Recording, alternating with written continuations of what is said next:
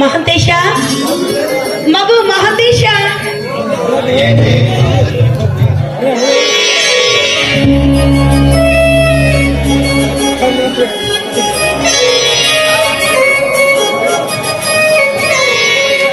ಏನಮ್ಮ ನೀನು ರಾತ್ರಿ ಹೊಟ್ಟು ಸೇರಿ ಸುತ್ತಾಡಿ ಬಂದು ಮಲ್ಕೊಂಡ್ರೆ ಬೆಳಿಗ್ಗೆ ಸಾಕು ಮಹಂತೇಶ ಅಂತ.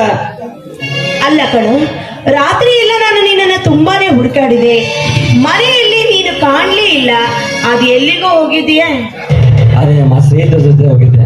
ಅಲ್ಲಪ್ಪ, ನೀನು ಈ ಊರಿಗೆ ಬೆಂಗಳೂರಿಂದ ಬರುವುದೇ ಅಪರೂಪ.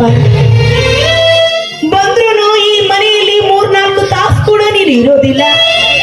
ಅದು ಅಲ್ಲದೆ ನಿಮ್ಮ ತಂದೆಯವರು ಮಹಂತೇಶ ಎಲ್ಲಿ ಅಂತ ಕೂಗ್ತಾನೆ ಇರ್ತಾರೆ. ನೀನ್ ನೋಡಿದ್ರೆ ಮನೆ ಬಿಟ್ಟು ಹೊರಗಡೆ ಹೋದ್ರೆ ನಮ್ಮ ಮನಸ್ಸಿಗೆ ನೋವಾಗೋದಿಲ್ವೇನೋ? ಇವತ್ತು ಒಂದು ದಿನನಾದ್ರೂ ಮನೆಯಲ್ಲಿ ಇರ್ತೀಯ ಕಂದ? ತಗೋಪ್ಪ, ಹಾಲು ಕುಡಿ. ಹಾಲ ಅಮ್ಮ, ನನ್ನ ಹಾಲು ಕೂಡ ಚಿಕ್ಕ ಮಗುವೇನಮ್ಮ.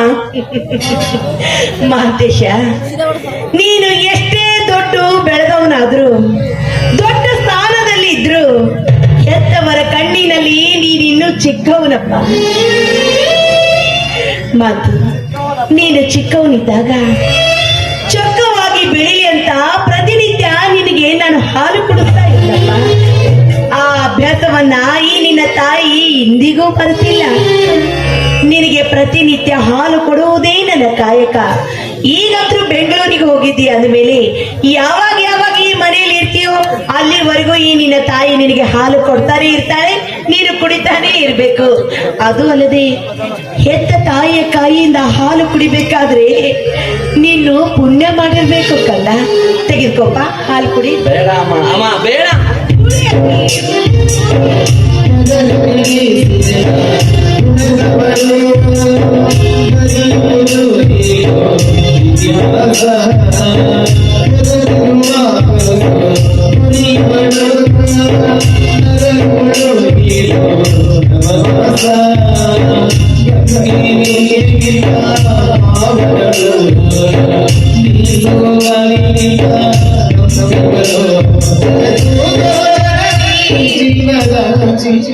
ಅಮ್ಮ, ನಾನು ರಾತ್ರಿ ಹೊತ್ತು ಕುಡ್ಕೊಂಡು ಬಂದು ಲೇಟಾಗಿ ಬಂದಿದ್ದು ಅಪ್ಪಾಜಿ ಗೊತ್ತಾದೇನಮ್ಮ?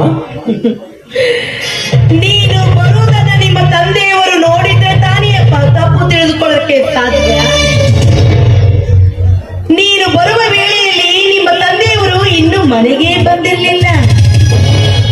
ನೀನು ಸಿಕ್ಕಂತೆ ಕುಡಿದು ಅಲುಗಾಡುತ್ತಾ ಬರುವುದನ್ನ ನನ್ನ ಕಣ್ಣಾರೆ ನಾನೇ ಕಂಡೆ ಮಹಂತೇಶ.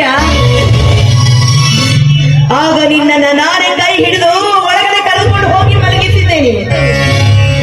ಮಾತನಾಡುವ ಸ್ಥಿತಿಯಲ್ಲಿಯೂ ನೀನಿರಲಿಲ್ಲ. ಆ ನಿನ್ನ ಕರೆದೆ ಅರಿವು ಕೂಡ ನಿನಗೆ ತಿಳಿದಿರಲಿಲ್ಲ. ಈ ನಿನ್ನ ಕೆಟ್ಟ ವರ್ತನೆ ನಿನ್ನ ತಂದೆಯವರ ಕಣ್ಣಿಗೆ ಬೀಳಲಿಲ್ಲ. ಅದು ನಮ್ಮ ಪುಣ್ಯ ಅಂತ ಭಾವಿಸ್ಕೋ. ಅಮ್ಮ, ಈ ವಯಸ್ಸಲ್ಲಿ ಕುಡಿಯೋದು ಕೆಚ್ಚಡ ಅಂತ ಯಾರನ್ನ ಹೇಳಿದ್ದು? ನೋಡು, ಹಾಗಂತ ನೀನು ತಿಳಿದುಕೊಂಡಿದ್ದೀಯಪ್ಪ. ನಾವು ತಿಳಿದುಕೋಬೇಕಲ್ಲ. ಯಾಕೆಂದ್ರೆ ಇದು ಜಮೀನ್ದಾರ ಬೆಟ್ಟಪ್ಪರ ಮನೆತನ. ಈ ಮನೆತನದಲ್ಲಿ ಹುಟ್ಟಿದ ಮಗನಾದ ನೀನು 10 ಜನರು ಹೌದು ಎನ್ನುವ ಕೆಲಸ ಮಾಡಬೇಕೇ ವಿನಃ ಹೀನ ಕಾರ್ಯಕ್ಕೆ ಎಂದು ಕೈ ಹಾಕಬಾರ್ದು ಕಂದ. ಅಮ್ಮ, ಇದೊಂದ್ಸಲ ಏನೋ ತಪ್ಪು ಮಾಡ್ಬಿಟ್ಟಿದ್ದೀನಮ್ಮ. ನನ್ನ ಮೇಲೆ ಕೋಪ ಹೇಳ್ತಾರೆ. ನನ್ನ ಕೆನ್ನೆಗೆ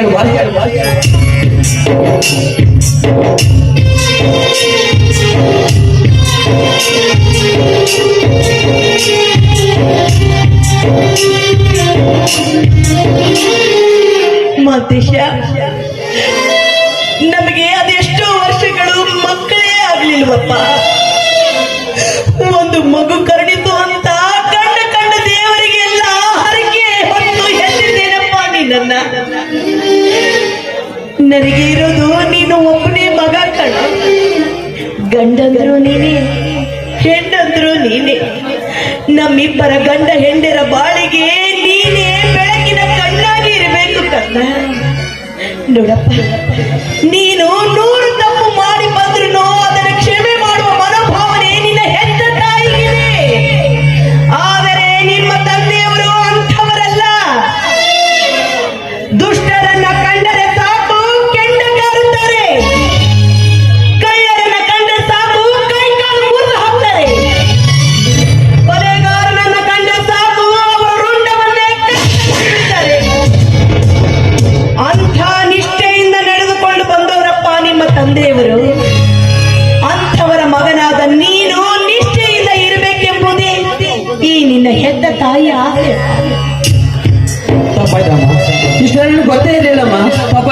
ಅಮ್ಮ ಹೋಗಿ ಬಿಡಮ್ಮ, ನಾನು ನಾಳೆ ಎಕ್ಸಾಮ್ ಇದೆ ಅಮ್ಮ, ಇವತ್ತು ನಾನು ಬೆಂಗಳೂರಿಗೆ ಹೋಗ್ಬೇಕು.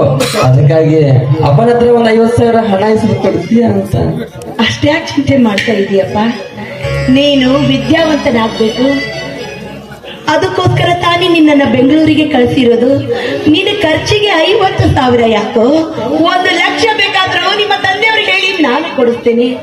ಆದ್ರೆ ನನ್ನದು ಒಂದು ಮಾತಿದೆಯಪ್ಪ, ಆ ಮಾತಿಗೆ ನೀನು ಯಾವ ಕಾರಣಕ್ಕೂ ತಿರಸ್ಕಾರದ ಭಾವನೆಯನ್ನ ತೋರ್ಬೇಡ. ಹೇಳಮ್ಮ. ಅದೇನು ಅಂದ್ರೆ, ಮೊದಲೇ ಈ ಮನೆತನ ಸಂಸ್ಕೃತಿ ಮಾನವಂತರ ಮನೆತನ, ಇದು ಮರ್ಯಾದೆಯುಳ್ಳವರ ಮನೆತನ. ಇಂಥವರ ಮನೆತನದಲ್ಲಿ ತಪ್ಪು ಮಾಡಿದವರಿಗೆ ಎಂದಿಗೂ ಕ್ಷಮೆ ಇರೋದಿಲ್ಲ. ಇಲ್ಲಿ ತಪ್ಪು ಮಾಡಿ ಬಂದವರು ಯಾರೇ ಆಗಿರಲಿ, ಅಂಥವರಿಗೆ ಶಿಕ್ಷೆ ಕಟ್ಟಿಟ್ಟ ಬುದ್ಧಿ ಮಹಾದೇಶ. ಅದಕ್ಕೋಸ್ಕರವಪ್ಪ, ನೀನು ಎಂಥ ಕಾರಣಕ್ಕೂ ನೀನು ತಪ್ಪು ಮಾಡಿ ಬಂದು ಈ ಜಾಗದಲ್ಲಿ ನಿಂತರೆ ಖಂಡಿತವಾಗ್ಲೂ ನಿನ್ನ ತಾಯಿ ಅದನ್ನ ಕಂಡು ಸಹಿಸಿಕೊಳ್ಳುವುದಿಲ್ಲ ಕಣು. ದಯವಿಟ್ಟಪ್ಪ ಇಂಥ ತಪ್ಪುಗಳನ್ನ ನೀನು ಮಾಡಬೇಡ ಕಂದ. ನನ್ನ ಮಗ ಚೆನ್ನಾಗಿ ಇರ್ಬೇಕು, ಚೆನ್ನಾಗಿ ಬದುಕು ಬಾಳ್ಬೇಕು ಅಂತ ನೂರಾರು ಆಸೆಯನ್ನ ಇಟ್ಕೊಂಡಿದ್ದೀನಿ.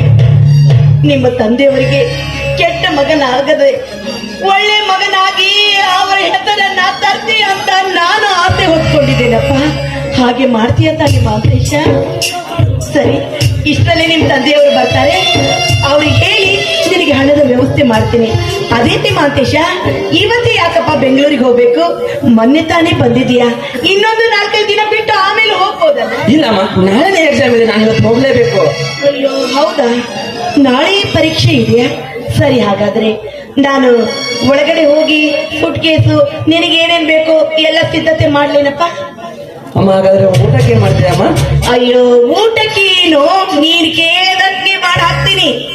ಹಾ, ಹೇಗಿದ್ರು ಊರಿಗೆ ಹೋಗ್ತಾ ಇದೀಯ ಅಂದ್ರೆ ಇವತ್ತು ನಿನಗೆ ಹೋಳಿಗೆ ಮಾಡಿಕೊಡ್ತೀನಿ, ಆಯ್ತಾ? ಹೋಳಿಗೆನಾ ಅಮ್ಮ?